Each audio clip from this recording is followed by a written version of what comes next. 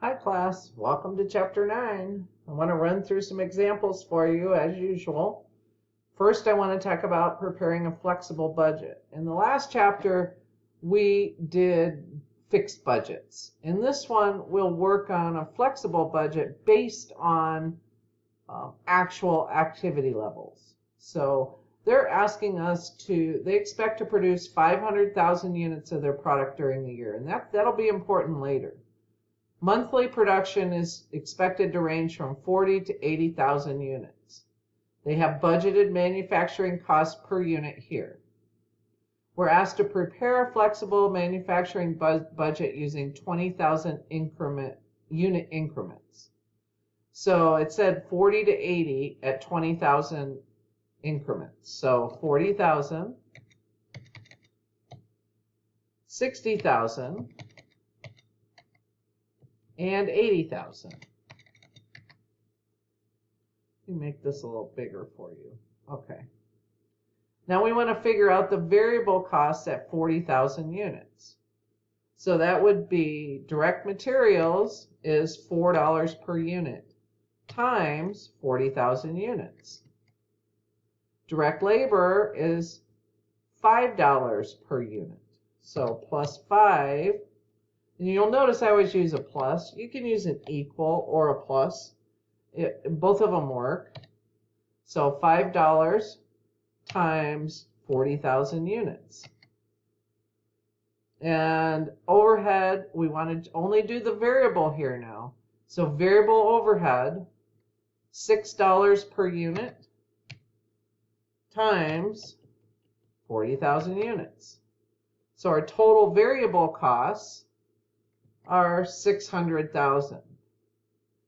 So what are fixed costs? Well, we can't just take the $3 fixed overhead per unit and divide it by 40,000 units. They got that number by taking their total fixed cost and dividing it by the number of units for the year. So what we want to do is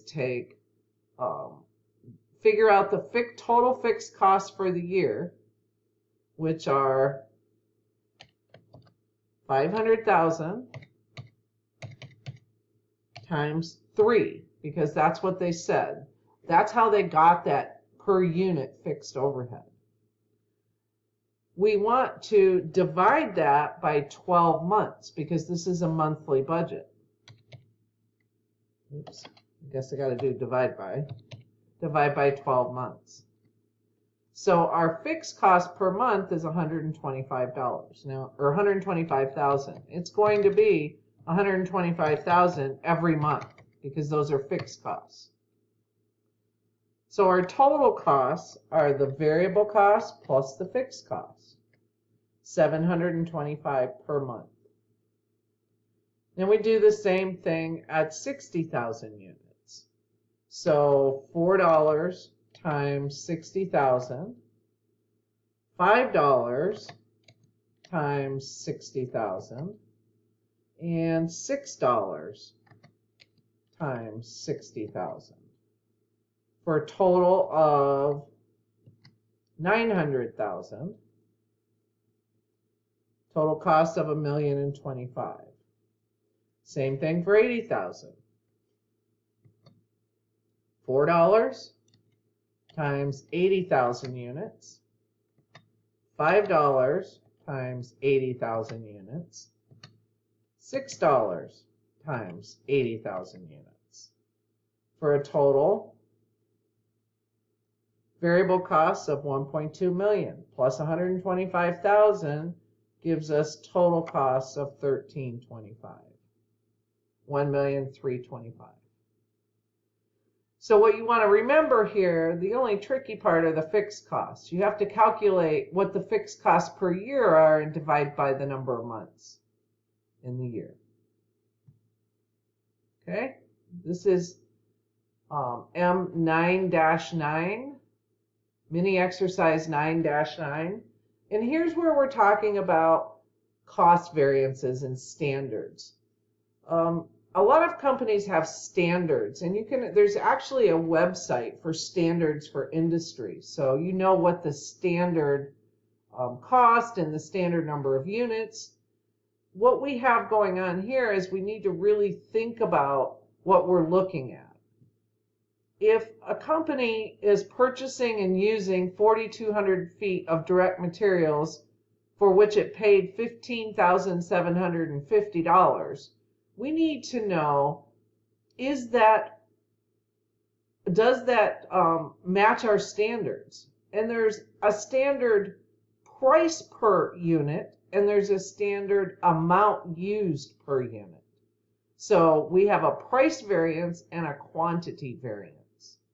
That total ends up being the spending variance. So I want to go over how we actually calculate this stuff. It's easier to use this fork diagram. If you can do this top part, it's actual quantity times actual price, actual quantity times standard price, standard quantity times standard price. Okay? So we have to, all you have to remember are those things. Actual times actual, actual times standard, and standard times standard. So actual quantity that we used was 4,200 feet. The actual price that we paid was a total of $15,750. They told us that. So the actual price per unit was actually $1,575 divided by 4,200, or $375 per unit. So our actual quantity and the actual price was $1,575. The actual quantity and the standard price. So what is our standard price? They determined a standard direct materials cost per unit of $8. It takes 2 feet of it to produce a unit. So the standard price per unit per foot is $4. And then we multiply those two. And we have actual quantity at standard price. So we can tell our price variance. We were holding our quantities steady, 4,200, but we're looking at different prices. So our price variance is the difference between these two, 1,680 minus 15,750. Is that favorable or unfavorable? Well, we paid less per unit than our standard price that we expected to pay. So it's favorable. Okay? Now we want to look at our standard quantity and our standard price. So we can just move these two over. Standard quantity, we want to compare standard quantity to standard price to this actual quantity times the standard price. So we're actually comparing it to this, the same thing. Oops, $4, not 400.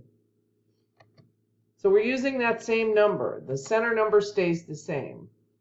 We don't really have to have this piece in here, but I wanted you to see that these two numbers are the same, because we're comparing standard quantity times standard price to actual quantity times standard price. Because what we're holding steady here is the standard price. So we're holding the price steady, and we want to look at the quantity used. They produced and sold 2,000 units during the month. The standard quantity they should use is the 2,000 units times 2 feet. So they use 2 feet per unit. So 2,000 times 2. So the standard quantity is 4,000. 4,000 times standard price, 16,000. The difference between these two And note that this is not a negative or a positive difference. It's just a difference, is 800. Is it favorable or unfavorable? Well, remember, we're holding the standard price steady and we're looking at quantity only. We actually use 4,200 feet. We should have only used 4,000, so it's unfavorable. The spending variance is the net amount between those two things. So if this is favorable and the other one's unfavorable, I'm going to subtract the unfavorable one. And that means it should be favorable, because the favorable is larger than the unfavorable.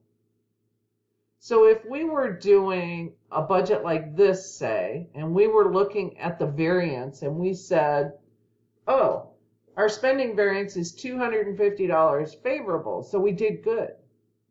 Well, did we do good? Let's break it down. Did we do good because we used less, or did we do good because we paid less? In this instance, we actually paid less, $3.75 versus $4. But maybe the material was substandard and it caused us to use more, 4,200 feet rather than 4,000. Was it worth it in the end? Yes, probably. But this goes to being able to determine who's responsible for these variances. So the purchasing part did well, but production didn't do so well. But why? Was it based on the fact that it was a lower quality of material? So it's just a way to analyze variances. Okay, let's do this again. So this Paradise Corporation has determined a standard labor cost per unit of $12. So back here was a direct materials variance. Now we're looking at direct labor variance. Same thing, actual times actual, actual times standard, and standard times standard. So they've determined a standard labor cost per unit of $12. That's a half an hour per unit times $24 per hour. Last month, they incurred 950 direct labor hours, for which they paid $22,325. They produced and sold 1,950 units during the month. So the actual quantity of direct labor hours they used is 950. The actual price, well, we don't really know per hour yet, but we do know the total, $22,325. So how much was it per unit? $22,325 divided by 950 gives us $23.50 per hour. Our standard per hour was 24. The actual number of hours we used was 950, because they told us that. So we multiply these two, and we come up with that number. The difference between these, 22,800 minus 22,325, is 475. Favorable or unfavorable? Well, we actually paid $23.50 an hour, and we expected to pay 24. So favorable. Quantity variance. Sometimes when we're looking at labor, we call this efficiency. The efficiency variance. Because how efficient were those workers? Again, we're going to use the same numbers and the same total. And we're going to compare it to the standard quantity times the standard price. Well, the standard price was $24 per hour. The standard is a half an hour per unit. So how do we come up with the standard number of hours for 1950 units? We take 1950 times 0.5, or 975. So 975 times 24 is 23,400. The difference between these two is 600. Is it favorable or unfavorable?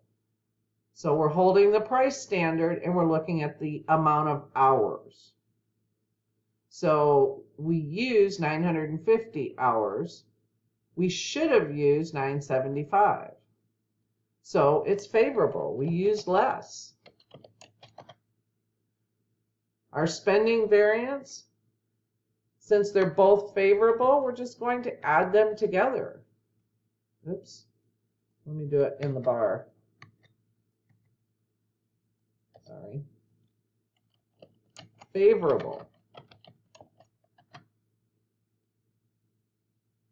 So we paid less per hour, and those workers were pretty efficient. They actually did it in less hours than we expected. So direct materials variance, direct labor variance, and now we'll look at variable overhead, manufacturing overhead variance. Only the variable portion, because that's the only thing that changes, right? They've determined a standard variable overhead rate of $2.50 per direct labor hour, and they expect to incur 0.5 labor hours per unit produced. Last month, they incurred 950 actual direct labor hours in the production of 2,000 units. They've determined that the actual variable overhead rate is $2.40 per direct labor hour. So that's actual. So actual quantity times actual price, 950, 240. Multiply it out.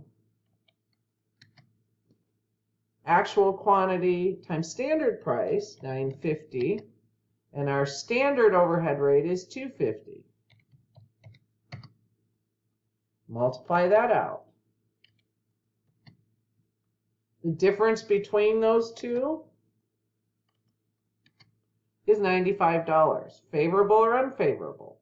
Well, we actually incurred overhead at $2.40, and our standard was $2.50. So it's favorable. Again, we're going to use these same numbers, 950 and 250. Multiply it out. And now we want to look at standard quantity times standard price. Well, the standard price is $2.50, or costs. The standard rate is $2.50. The standard quantity would be the number of actual units we produced times the standard per unit. So 2,000 units times the 0.5 labor hours per unit, because variable overhead is based on labor hours. So we're going to take 2,000 units times 0.5. And we'll multiply those two together. The difference between those two, 2,500 minus 2,375, is 125. Favorable or unfavorable?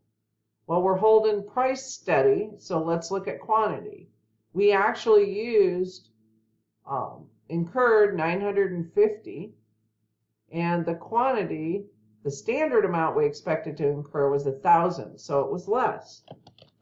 Favorable. Since this is based on direct labor hours, if direct labor variance is favorable, then overhead variance will obviously be favorable because it's based on direct labor hours. Total spending variance, since they're both favorable, we're going to add them together. And it's favorable. Okay? Now let's put it all together. So we're going to do a problem for suds and cuts. It's a local pet grooming shop, and they have the standard cost card for each dog bath given. Be sure you know what the standard is for. So it's for each dog bath. During the month of July, they gave 360 baths. The actual results were 725 ounces of shampoo used at a cost of $116, 65,000 gallons of water used at a cost of $455, and labor costs for 230 hours were $2,300. We're asked to calculate direct materials for both shampoo and water for the month of July. So let's do that first. Direct material variances for shampoos. The actual quantity of shampoo used was 725 ounces. And it cost us $116. So that was 116 divided by 725, or 16 cents per ounce. Actual quantity, 725. The standard price for shampoo is standard rate, 10 cents per ounce. So we want to multiply those two. The difference between these two, 116 minus 72.50, 43.50. Our actual quantity was 725, but the price we paid was 16 cents and it should have been 10. So it's unfavorable.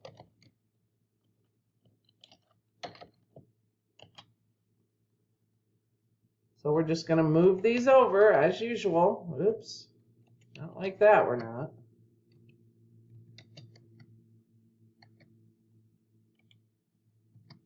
Actual quantity times standard price. And now we want to compare it to the standard quantity times the standard price. Well, we know our standard price per ounce for shampoo is 10 cents.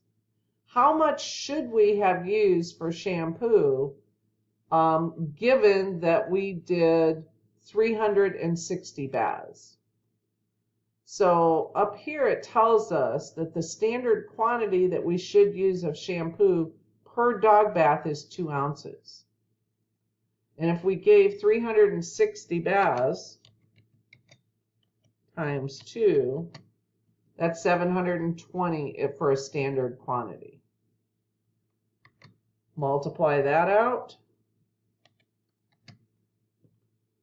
And our variance is 72.50 minus 72. Favorable or unfavorable? Well, if we actually used 725 ounces, we should have only used 720. So it's unfavorable.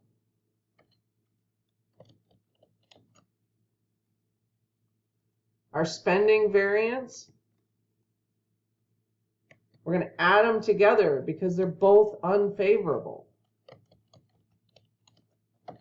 And it becomes a total unfavorable variance. Why? Well, maybe the price just went up and we need to adjust our standard, or maybe we purchased the wrong kind, purchased an upgraded version. We actually used more than we should have as well.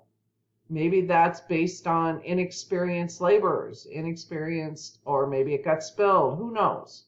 So you can begin to see how you might track down variances. Let's do direct materials variances for the water. Actual quantity times actual price first. So let's scroll up to the top here. We used 6,500 gallons of water, and it cost us $455. So 6,500 gallons for a total cost of, what was that? Sorry, I forgot. $455.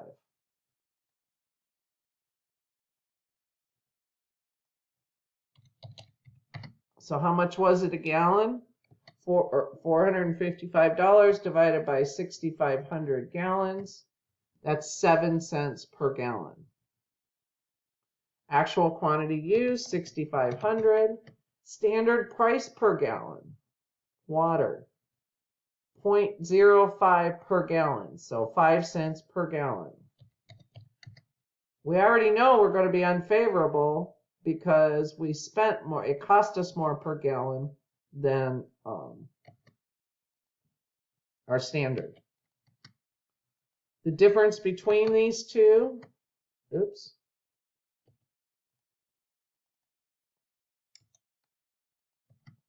is $130. That is unfavorable.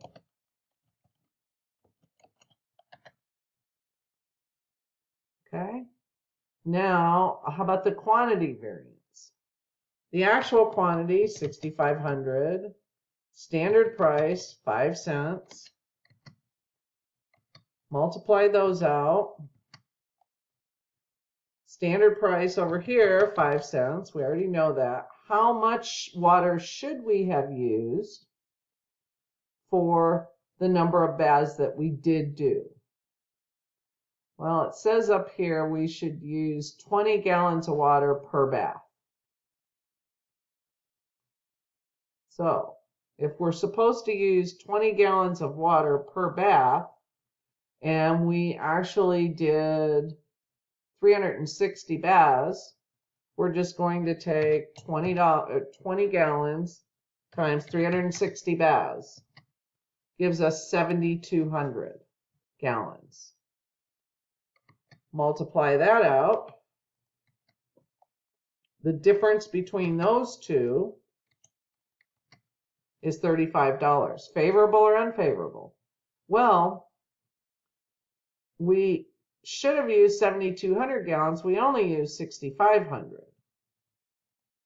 So it is actually favorable. The difference between those two, because one's favorable and one's unfavorable, is $95. That would be unfavorable because the unfavorable is larger than the favorable. So we may have used less water, but it cost us enough that it wiped out the benefit of using less water. Let's look at direct labor variances. All right. Actual times actual. So labor costs for 230 hours cost us $2,300. So the actual quantity was 230 hours, and our total was 2,300. How much did we pay per hour? 2,300 divided by 230, or $10 per hour. Actual quantity over here, 230. Standard price. How much should we pay per hour? $9 per hour.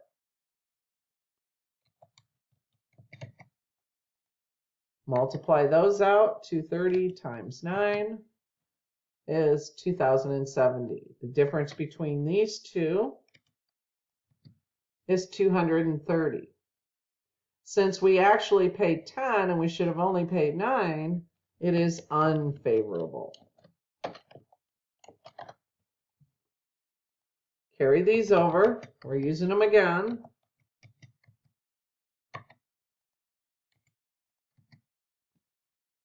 Now we want our standard price, which is 9, and we want our standard quantity. How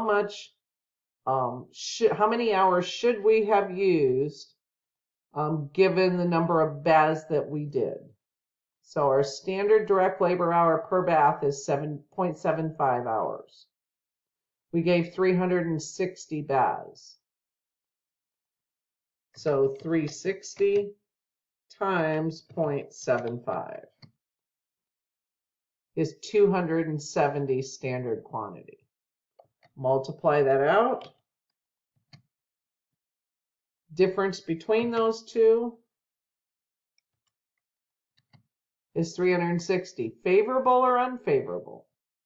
Well, it only took the employees 230 hours, and we have a standard number of hours of 270. So it's favorable.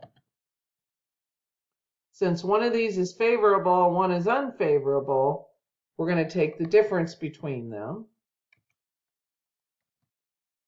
And since favorable is larger, we're going to call it favorable.